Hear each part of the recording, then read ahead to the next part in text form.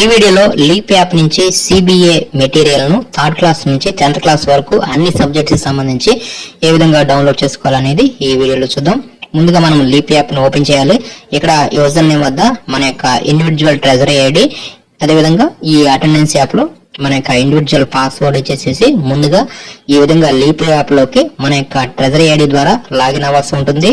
ఇలా లాగిన్ అయిపోయిన తర్వాత నెక్స్ట్ ఇక్కడ టీచర్ ఆప్షన్ ఉంది కదా, ఈ టీచర్ మీద క్లిక్ చేయాలి. తర్వాత ఇక్కడ మనకి టీచర్ రిసోర్సెస్ అని ఉంది చూసారా, దీన్ని ఓపెన్ చేయండి. దీన్ని ఓపెన్ చేసిన తర్వాత నెక్స్ట్ ఇక్కడ మనకి item banking and paper assembly system అని ఉంది కదా, దీన్ని ఓపెన్ చేయాలి.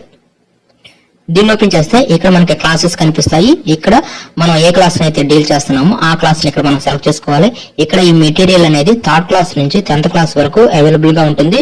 దీంట్లో మనం ఒక్కొక్క క్లాస్ ని సెలెక్ట్ చేస్తే ఆ క్లాస్ కి సంబంధించి ఇక్కడ సబ్జెక్ట్స్ కనిపిస్తాయి. ఇంగ్లీష్, మ్యాథ్స్ అంటే బుక్లెట్ 1 బుక్లెట్ 2 అంటే మనకి 2 ఉన్నట్లు ఈ విధంగా మనకి సబ్జెక్ట్స్ క్లాస్ కనిపిస్తాయి. ఎదురుగా ఇక్కడ డౌన్లోడ్ యారో ఉంటుంది రెడ్ కలర్ లో, ఈ డౌన్లోడ్ యారో మీద క్లిక్ చేయండి. క్లిక్ చేయగానే మనకి ఈ మెటీరియల్ అనేది పీడిఎఫ్ లో మన యొక్క మెమరీ కార్డ్ లోకి డౌన్లోడ్ అవడం జరుగుతుంది. ఈ విధంగా మనం ఒక్కొక్క క్లాస్ ని సెలెక్ట్ చేసేసుకుంటాము. అంటే మనం ఏ క్లాస్ ని అయితే డీల్ చేస్తున్నామో ఆ క్లాస్ ని ఇక్కడ మనం సెలెక్ట్ చేసేసుకుని మనకు కావాల్సిన సబ్జెక్ట్ యొక్క మెటీరియల్ ను ఈ విధంగా మనం డౌన్లోడ్ చేసుకుంటాం.